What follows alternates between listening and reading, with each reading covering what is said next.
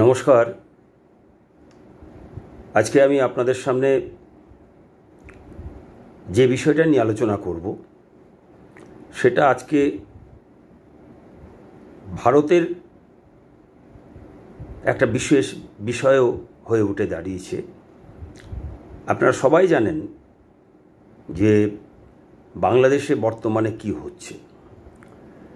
সেই বাংলাদেশের যে বর্তমানে যে ছাত্র আন্দোলন, সেই ছাত্র আন্দোলন আজ ভারতের বাংলার বুকেও তার ছায়া পড়েছে। তা আমি আজকে আপনাদের সামনে এই বিষয় নিয়ে একটু আলোচনা করবার জন্য এলাম। ছাত্র আন্দোলন, বাংলাদেশের ছাত্র আন্দোলন ও সৎসঙ্গী ছাত্র সমাজ, এই বিষয় নিয়ে আমি একটু আলোচনা করব। আজকে আমি ছাত্র আন্দোলনের উপর যে আলোচনাটা করব, পরবর্তী পর্বে আমি এটার এই বিষয়ে আরও বিস্তৃত আলোচনা করার চেষ্টা করব। বর্তমানে আমি আপনাদের সামনে বাংলাদেশের সরকারি চাকরিতে মুক্তিযোদ্ধা কোটা সংরক্ষণ ইস্যুতে বাংলাদেশের ছাত্র আন্দোলন তীব্র আকার ধারণ করেছে, এটা আপনারা সবাই জানেন। সেই বিষয় নিয়ে একটু আপনাদের সঙ্গে আমি আমার বোধ বুদ্ধিতে এসেছে সেটা আমি শেয়ার করবার জন্য আজকে আমি আপনাদের সামনে এসেছি।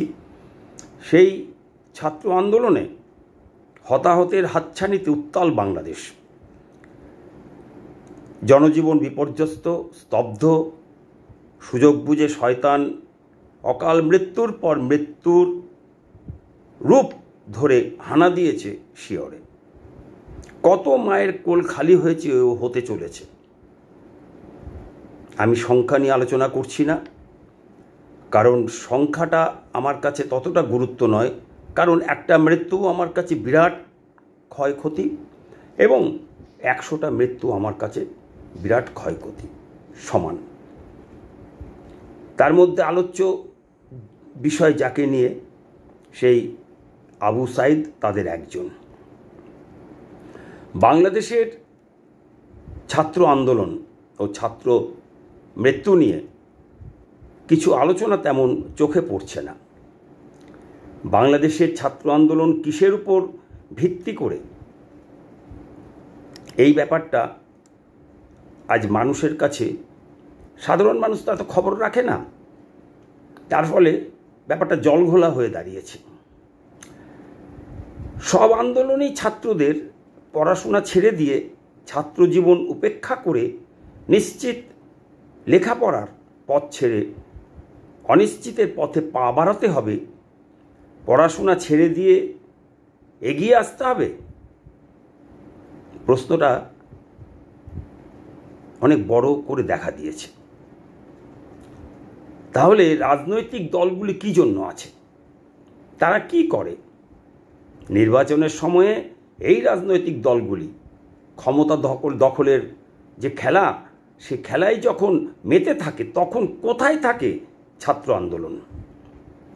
যে কোনো পট পরিবর্তনে ছাত্রদের কেন ব্যবহার করা হয়? কোটা আন্দোলনে সরকার বিরোধী রাজনৈতিক দলগুলির অস্তিত্ব কোথায়? বিরোধী রাজনৈতিক দলগুলি কেন সরকার বিরোধী লড়াই, আন্দোলন, এই সমস্ত কিছুতে সরাসরি অংশগ্রহণ করে না কেন? ছাত্রদের সাহায্যের কি দরকার হয়? কেন তারা পড়াশোনা ছেড়ে দিয়ে অনিশ্চিত ভয়ঙ্কর পথের দিকে পা বাড়াবে? কি সে মহান আত্মত্যাগ? মনে প্রশ্ন জাগে, যার জন্য 18 বছর বয়সটাকে বারবার বলি দিতে হবে। কেন কেন কেন? এই কেন প্রশ্নের আজ পর্যন্ত উত্তর পাওয়া যায়নি। ছাত্রছাত্রীদের মা বাবাদের মনে কি এই প্রশ্ন কোনো দিনই জাগবে না, নাকি জাগে কিন্তু তারা অসহায়? জাগা সত্ত্বেও কেন অসহায়? কি সেই অসহায়ত্বের কারণ? এরকম নানা রকম প্রশ্ন উঠে আসে। আমরা সবসময় আমরা যারা একটু চোখ কান খোলা রাখি তারা আমরা দেখতে পাই যে ভারতেও কিছুদিন আগে পশ্চিমবঙ্গের কলকাতা যাদবপুর বিশ্ববিদ্যালয়ের ছাত্র আন্দোলন, দিল্লির জেএনইউ, জওহরলাল নেহরু ইউনিভার্সিটির পরপর ছাত্র আন্দোলন আমরা দেখেছি। কী ছিল সেই আন্দোলন? কোথায় এখন সেই সব আন্দোলন? কেন সেই সব আন্দোলন মুখ থুবড়ে পড়েছিল? কী ছিল সেই আন্দোলনের পিছনের রহস্য? কোথায় গেলেন যাদবপুর ও জেএনইউর ছাত্র আন্দোলনের সারা জাগানো নক্ষত্র ছাত্ররা? কোথায় গেলেন সেই উদীয়মান নেতা নেত্রীরা? এখন তারা কোথায়? টিভির চ্যানেলে চ্যানেলে ঝড় তোলা নীতিবাদী ছাত্রছাত্রীর দল এখন কি করছে জানতে ইচ্ছে করে। নতুন কোনো আন্দোলনের রূপরেখা, ব্লুপ্রিন্ট তৈরি করছে আগামীর সহজ সরলমতি ছাত্রছাত্রীদের ভবিষ্যৎ ধ্বংস করার জন্য। আন্দোলন কেন থেমে গেল? বালখিল্য ছাত্র বিপ্লব আন্দোলন যদি নাই হয়ে থাকে, আন্দোলনের পিছনে যদি সত্য থাকে, তাহলে সত্যকে চাপা দেওয়ার ক্ষমতা কারো থাকে? কার আছে? ইতিহাস কি বলে? কার আছে সেই ক্ষমতা প্রকৃত আন্দোলন বা ছাত্র আন্দোলন ঠেকায়? তা আমরা অনেক আন্দোলন দেখেছি ছাত্রদের সামনে দাঁড়িয়ে জেগে ওঠা, গজিয়ে ওঠা যে আন্দোলন, তার পরিণতি কোথায়? তার কলকাঠি কাদের হাতে থাকে? এসব আমরা নানা রকম আমরা দেখেছি। অনেক ঘটনা এই নিয়ে আলোচনা করা যেতে পারে, তাতে দীর্ঘ হয়ে যাবে আমার ভিডিও। আমি কয়েকটা আপনাদের সামনে আলোচনা করছি, উদাহরণ তুলে ধরতে চাইছি। যেমন ধরুন 70 দশকের কথা মনে পড়ে। যারা এখনও সেই আগুন সময়ের আগুন খেকো ছাত্রছাত্রী নেতানেত্রীরা বেঁচে আছেন, তারা তাদের সেই সময়ের আন্দোলনের ইতিহাসের সারবত্তা তুলে ধরবেন বর্তমান সময়ের পরিপ্রেক্ষিতে। সফল হয়েছিল সেই দিনের আন্দোলন? কেন হয়নি? কেন মুখ থুবড়ে পড়েছিল আন্দোলন? কেন লজ্জাজনক পরিণতি হয়েছিল সেই আন্দোলনের? আন্দোলনের জন্য হাজার হাজার তরুণ তরুণী ছাত্রছাত্রীর প্রাণ, মেধা, ভবিষ্যৎ এইসব নষ্টের দায় কার? বিরাট একটা যুবশক্তি, দেশের ও জাতির সম্পদ নষ্ট হলো, এর জন্য দায়ী কে? যারা বেঁচে আছেন 70 দশকের নেতারা আজও, তা আপনারা বিপ্লবের রাস্তা ছেড়ে সেই যে শুয়োরের খোয়ার, সেই শুয়োরের খোয়ার বলে একদিন যা চিহ্নিত করা হয়েছিল, সেই শুয়োরের খোয়ারে নির্বাচনের মাধ্যমে আবার ঢুকে পড়া সম্বন্ধে কিছু বলবেন? আজকের ছাত্রছাত্রীরা সত্য জানবে না? বিখ্যাত উপন্যাস আপনারা সবাই প্রায় সকলেই জানেন, যদিও বর্তমান প্রজন্ম জানে কিনা জানি না, তবুও সেই বিখ্যাত 70 দশকের উপন্যাস 1084 মা, সেই 1084 মার লেখিকা ঔপন্যাসিক র্যামন ম্যাগসাইসে পুরস্কার বিজয়ী সাহিত্যিক মহাশ্বেতা দেবী রচিত একটি বাংলা উপন্যাস। এই 1084 মা উপন্যাসটি 1974 সালে প্রকাশিত হয়। 1970-এর দশকে ভারতের পশ্চিমবঙ্গ রাজ্যের নকশাল আন্দোলনের প্রেক্ষাপটে এই উপন্যাসটি রচিত হয়। এই উপন্যাস অবলম্বনে চলচ্চিত্র 1084 কি মা তৈরি হয়েছিল। আজ যদি মহাশ্বেতা দেবী বেঁচে থাকতেন, তিনি কি বলতেন? বাংলাদেশের ছাত্র আন্দোলন সম্পর্কে তিনি কি বলতেন তার জানা গেল না। যারা আজও সেই সময়ের নেতারা বেঁচে আছেন 70 দশকের, যারা বিদ্যা বুদ্ধি বেঁচে খান, তারা তো কিছু বলুন বাংলাদেশের ছাত্র আন্দোলন নিয়ে। যারা বামপন্থায় বিশ্বাসী কবি, সাহিত্যিক ইত্যাদি, তারা কিছু বলবেন 70 দশকের আন্দোলনে ছাত্রদের জড়িয়ে পড়ার ও তাদের মর্মান্তিক করুণ পরিণতির কারণ কি ছিল? হাজার হাজার ছাত্র যুব যে মারা গিয়েছিল সেদিন, তাদের মৃত্যুর জন্য আবার একটা গা গরম করা কবিতা লিখে তাদের উৎসর্গ করলেই তাদের প্রতি সম্মান জানানো হয়ে গেল। এই গরম কবিতা, উপন্যাস, গল্প, ছবি তো নতুনদের আবারও বিপথে চালিত করবার জন্য, বিপথে চালিত করার, গরম করার প্রয়াস। 70 দশকের হঠকারী আন্দোলনে হাজার হাজার ছাত্র ছাত্রী, যুবক যুবতীর অকালে যে জীবনটা ঝরে গেল, তার দায় নেবেন না কেউ? কে নেবে? এই যে বাংলাদেশে পুলিশের গুলিতে বেগম রোকেয়া বিশ্ববিদ্যালয়ের বেরোবি, সেই বেরোবি বিশ্ববিদ্যালয়ের কোটা সংস্কার আন্দোলনের সমন্বয়ক নিহত আবু সাঈদ মারা গেল, এর জন্য কে বা কারা দায়ী? এই যে আবু সাঈদ নিজের জীবনের কথা না ভেবে, পরিবারের, সংসারের কারো কথা না ভেবে বুক চিতিয়ে দাঁড়িয়ে গেল, আন্দোলনে অনুপ্রাণিত হয়ে, আন্দোলনকে সমস্যা জানাতে, সম্মান জানাতে। সাহস নয়, দুঃসাহস। এই দুঃসাহসকে মূলধন করে, সততার সঙ্গে মাথা উঁচু করে পুলিশের বন্দুকের সামনে যে দাঁড়িয়ে গেল, আর পুলিশও বুক চিতিয়ে গুলি করে দিল আগু পিছু না ভেবেই। এর জন্য কে বা কারা দায়ী? আবু সাঈদ ও পুলিশ দুজনেই দুজনের মহান ডিউটি পালন করেছে। তবুও পুলিশ কিছু একটা ভেবে রাবার বুলেট চালিয়েছিল, আর আন্দোলনকারী ছাত্র আবু সাঈদও কিছু একটা ভেবে পুলিশের বন্দুকের সামনে বুক চিতিয়ে দাঁড়িয়েছিল। এই দাঁড়ানোর পিছনে তার আন্দোলনের যে অনুপ্রেরণা,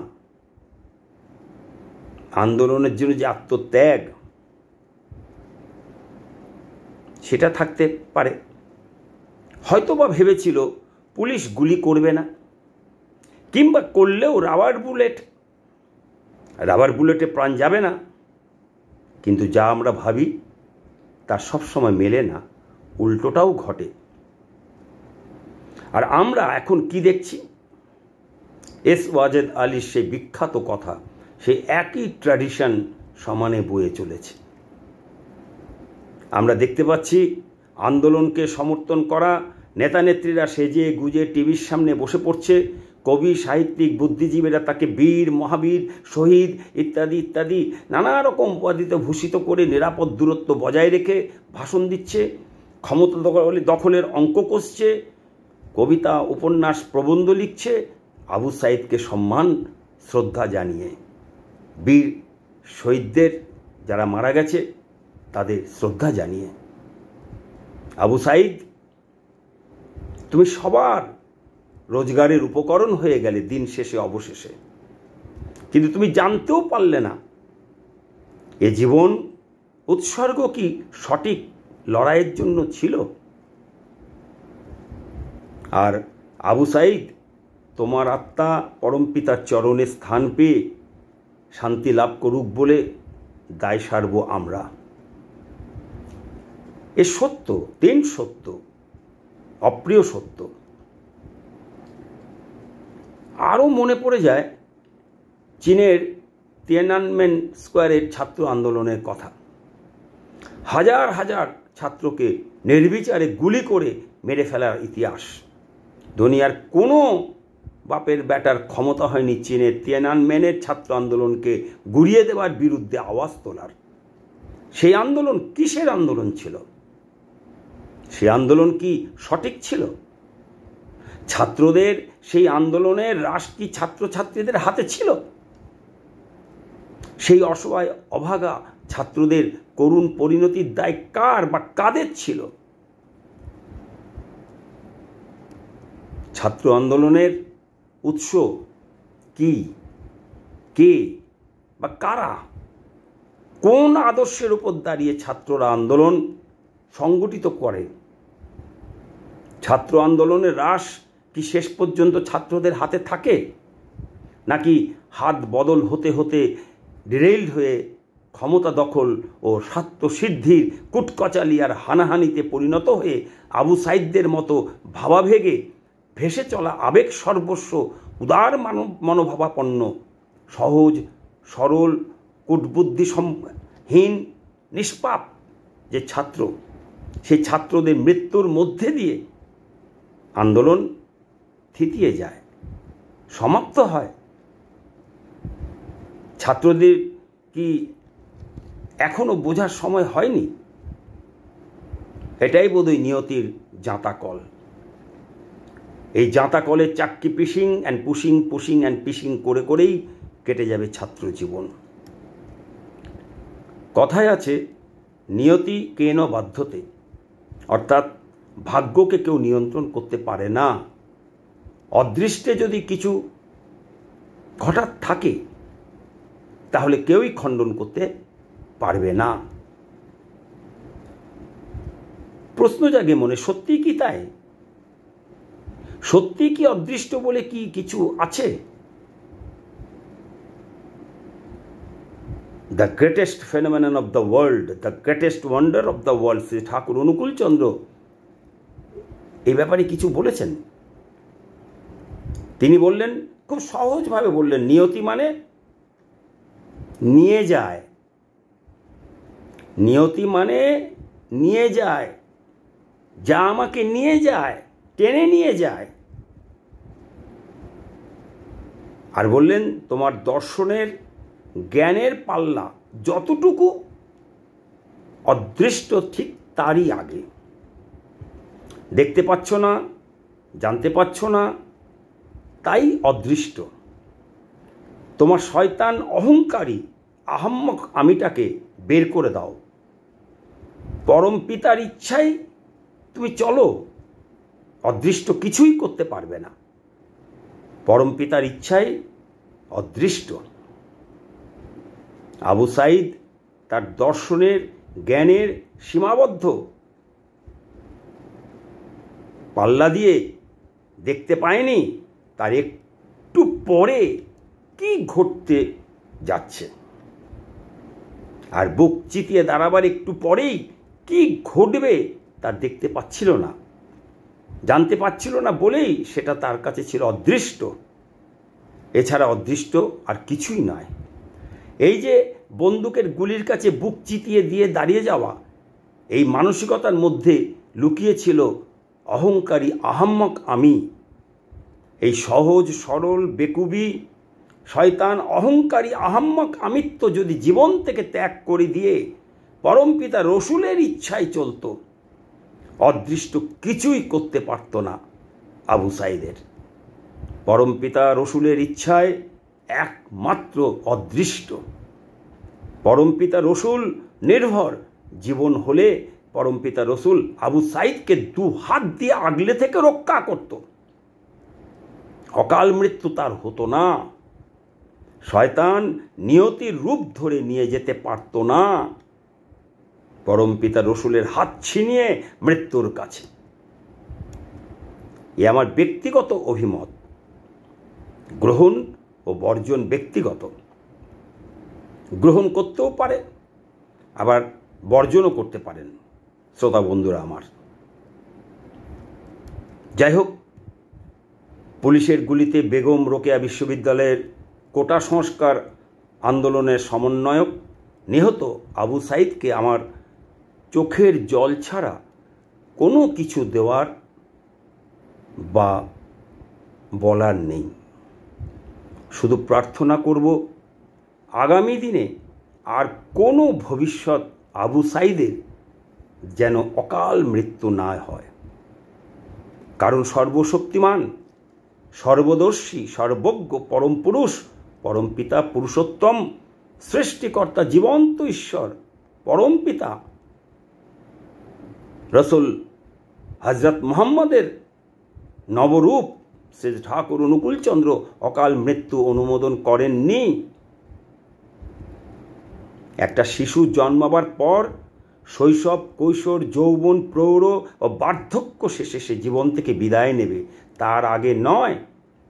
এ বিধান ঈশ্বরের বিধান, জীবন্ত ঈশ্বরের বিধান। আর এই বিধানকে বিশ্বজুড়ে হিন্দু, মুসলমান, খ্রিস্টান, জৈন ইত্যাদি ইত্যাদি সম্প্রদায়, জাতি, বর্ণ নির্বিশেষে বিশ্বজুড়ে 800 কোটি মানুষের, সমস্ত মানুষের কাছে পৌঁছে দিতে এই বিধান পৌঁছে দিতে হবে আমাদের। আর এই কাজ করতে হবে সৎসঙ্গীদের। সৎসঙ্গীদের আজ গভীরভাবে সিরিয়াসলি ভাবার সময় এসেছে। সময় এসেছে ঠাকুরের বলে যাওয়া কথা সম্বন্ধে সচেতন হওয়ার, জানার ও বোঝার। আর সচেতনার সঙ্গে তা জেনে ও বুঝে তাকে চরিত্রগত করার। আর সময় এসেছে তা ছড়িয়ে দেওয়ার, ঘরে ও বাইরে সর্বত্র। আজ আমি আমার সমস্ত সৎসঙ্গী, ছাত্রছাত্রী, যুবক যুবতী, গুরু ভাই বোনদের কাছে একটা প্রশ্ন রেখে যাচ্ছি। এই যে ছাত্র আন্দোলন, তা আমার দেশের হোক আর বাইরের হোক, দেশের বাইরেই হোক, এই আন্দোলনের সঙ্গে আমাদের সৎসঙ্গীদের সৎসঙ্গ আন্দোলনে কোনো যোগসূত্র আছে কি না, আর থাকলে তা কোথায়, সেটা ভেবে দেখার আমার অনুরোধ রইল। আমি পরবর্তী ভিডিওতে আবার আসব, এই আন্দোলন নিয়েই আমি আসব। এই আন্দোলন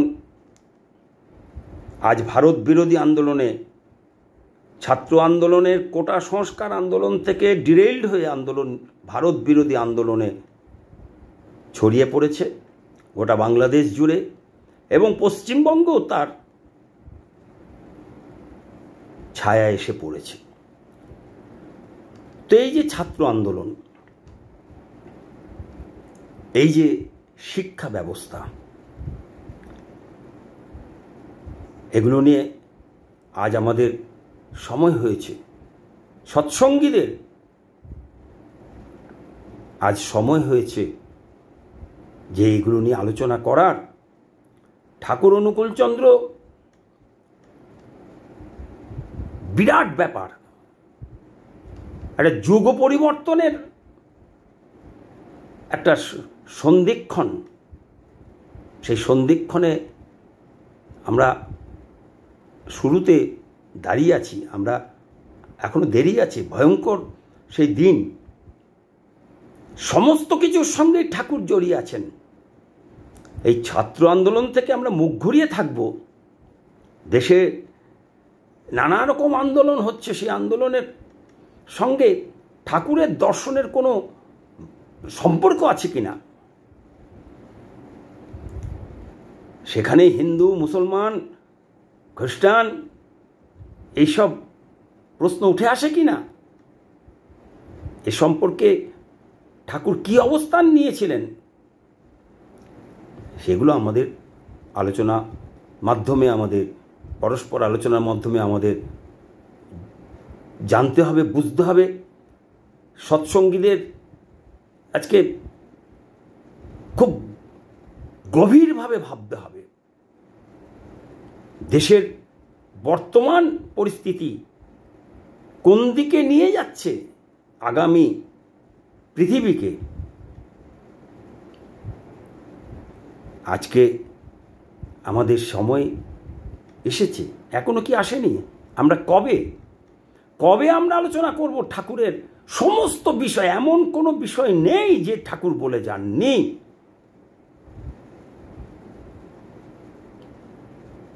আজ এই পর্যন্তই, আবার দেখা হবে পরবর্তী ভিডিওতে। ততদিনে আমরা দেখব এই আন্দোলন কোথায় গিয়ে দাঁড়ায়, পরিণতি কি হয়, এতে কতটা কার ক্ষতি হয়, কোন সম্প্রদায়ের কতটা ক্ষতি হয়, এর সঙ্গে কোথায় কোথায় লুকিয়ে রয়েছে গুপ্ত সংঘাত? হিন্দু মুসলমান সংখ্যালঘু সংখ্যাগুরু সম্প্রদায়ের গুপ্ত যে সংঘাত লুকিয়ে রয়েছে, সেগুলি আজকে আমাদের জানতে হবে, বুঝতে হবে, বাঁচতে হবে, বাঁচাতে হবে সবাইকে। ঠাকুর অনুকূলচন্দ্রের প্ল্যাটফর্ম, সৎসঙ্গ প্ল্যাটফর্ম হিন্দুদের প্ল্যাটফর্ম শুধু নয়, সৎসঙ্গীদের প্ল্যাটফর্ম। সৎসঙ্গ, এই সৎসঙ্গীদের প্ল্যাটফর্মে সবাই আছে। 800 কোটি মানুষের প্ল্যাটফর্ম। হিন্দু মুসলমান খ্রিস্টান বৌদ্ধ জৈন, কোনো আলাদা কোনো সম্প্রদায়ের প্ল্যাটফর্ম নয় এটা। অস্তিত্বের সঙ্গী যে, সতের সঙ্গী যে, এক্সিস্টেন্সের সঙ্গী যে, সে হিন্দু মুসলমান খ্রিস্টান প্রত্যেকটি অস্তিত্বের যে সঙ্গী, সেই সৎসঙ্গী, সেই সৎসঙ্গীদের আজকে চোখ খোলার আজকে সময় এসেছে। আজ আর অল্প নিয়ে বসে থাকার সময় নেই। আমার গায়ে আঁচলা লাগে ফুরিয়ে যাবে মামলা। বাংলাদেশে প্রচুর সৎসঙ্গী, ঠাকুর অনুকূলচন্দ্রের জন্মস্থান বাংলাদেশে। সেই বাংলাদেশে আজকে সৎসঙ্গীদের কি ভূমিকা? আজ তো হিন্দু এসে দাঁড়িয়েছে 3%-এ। তো হিন্দু 3%-এর মধ্যে সৎসঙ্গীদেরও ধরা হয়। সৎসঙ্গীদেরকে হিন্দুদের মধ্যে শুধু মুসলমান নেই, খ্রিস্টান নেই, বৌদ্ধ নেই, জৈন নেই, আছে। আজকে আমাদের বুঝতে হবে, আমার প্রভু ঠাকুর অনুকূলচন্দ্রই আমার প্রভু রাম, আমার প্রভু ঠাকুর অনুকূলচন্দ্রই আমার প্রভু কৃষ্ণ, আমার প্রভু ঠাকুর অনুকূলচন্দ্রই আমার প্রভু বুদ্ধ, আমার প্রভু ঠাকুর অনুকূলচন্দ্রই আমার প্রভু যিশু, আমার প্রভু ঠাকুর অনুকূলচন্দ্রই আমার প্রভু মোহাম্মদ, আমার প্রভু শ্রী ঠাকুর অনুকূলচন্দ্রই আমার প্রভু মহাপ্রভু, আমার প্রভু ঠাকুর অনুকূলচন্দ্রই আমার প্রভু রামকৃষ্ণ। একজনই বারবার এসেছেন এখানে। আমার কারো কেউ পৈতৃক সম্পত্তি নয়। পরমপিতার প্রত্যেকটি 800 কোটি মানুষ পরমপিতার সন্তান। 800 কোটি মানুষ সৎসঙ্গী। সে ঠাকুরের কাছে আসুক আর না আসুক, দীক্ষা নিক না নিক, সে রাম হোক, কৃষ্ণ হোক, বুদ্ধ হোক, যিশু হোক, হযরত মুহাম্মদ চৈতন্য মহাপ্রভু ঠাকুর রামকৃষ্ণ, যার অনুসারী হোক, যার অনুগামী হোক, প্রত্যেকেই সৎসঙ্গী। সতের সঙ্গী যারা, অস্তিত্বের সঙ্গী যারা, তারাই সৎসঙ্গী। সৎসঙ্গ, অস্তিত্বের মিলন যেখানে হয় সেটাই হচ্ছে সৎসঙ্গ। সেখানে শুধু হিন্দু অস্তিত্ব থাকে না। একটা সৎসঙ্গী, হিন্দু সৎসঙ্গী, মুসলমান সৎসঙ্গী, খ্রিস্টান সৎসঙ্গী, বৌদ্ধ সৎসঙ্গী, সমস্ত সম্প্রদায়ের মানুষ সৎসঙ্গের পতাকার তলায় আছে। তাই আজকে আমাদের ভেবে দেখতে হবে, আমাদেরও কিছু বলতে হবে, মানুষকে চোখ খুলে দিতে হবে। যাই হোক, আজ এই পর্যন্তই। আবার পরবর্তী ভিডিওতে দেখা হবে। নমস্কার, জয়গুরু। আপনারা ভালো থাকুন। পরমপিতার কাছে প্রার্থনা করি আপনারা সবাই খুব খুব ভালো থাকুন। আমার বক্তব্য আপনাদের গ্রহণ করতে হবে না, আমি গ্রহণ করতে বলিও না। আমি কখনো কাউকে বলিনি যে আমার বক্তব্য আপনাদের মেনে নিতে হবে, আমার বক্তব্য আপনাদের গ্রহণ করতে। আমার যেটা মনে হয়েছে, আমি যেমন ঠাকুরকে বুঝেছি, আমি তেমনই আপনাদের কাছে বলবো। আপনাদের ভালো লাগতেও পারে, নাও ভালো লাগতে পারে, আমার কিচ্ছু আসে যায় না তাতে। তাতে আমাকে আপনারা লাইক দিলেও কি, আমার সমালোচনা করলেও কি, আমার প্রশংসা করলেও কি, তাতে আমার কিছু আসে যায় না। কারণ আমি এখানে কোনো ভিডিওতে আমি কোনো রোজগার করার জন্য আসিনি। আমি যে জন্য এসেছি আজকে, আমি আপ্রাণভাবে মৃত্যুর দিন পর্যন্ত, আর কতদিন পৃথিবীর বুকে থাকবো। অনেকে অনেক গালাগালি দিয়েছে, দিচ্ছে, কিন্তু আমি প্রত্যেকটি যে গালাগালি দেয় তারও সঙ্গী, তার অস্তিত্বেরও আমি সঙ্গী। যে আমার পক্ষে আছে, আমার বিপক্ষে আছে, আমি প্রত্যেকেরই। কারণ ঠাকুরের আমিও সন্তান, আরও বাকি সারা পৃথিবীর 800 কোটি তারাও একই, তারই সন্তান। তাই জয়গুরু, আজকের মতন আগামী দিন আবার দেখা হবে।